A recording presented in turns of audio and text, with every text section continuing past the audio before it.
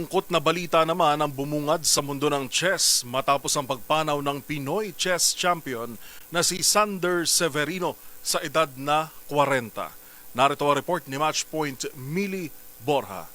Pumanaw na ang Pinoy chess champion at FIDE master na si Sander Severino sa kumpirmasyon ng Philippine Sports Commission sa edad na 40 years old.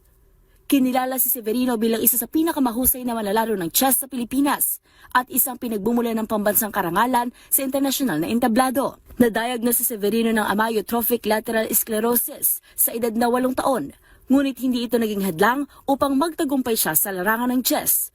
Noong 2015, nakamit niya ang titulong FIDE Master na nagpatibay sa kanyang pangalan sa pagdaigdigang chess scene. Dominante si Severino sa mga regional na palaro, lalo na sa ASEAN Para Games at Asian Para Games, kung saan siya itinuturing na perennial gold medalist. Ang kanyang pinakahuling tagumpay ay nangyari sa Thailand ASEAN Para Games, kung saan nakasungkit siya ng 3 gintong medalya at 1 pilak.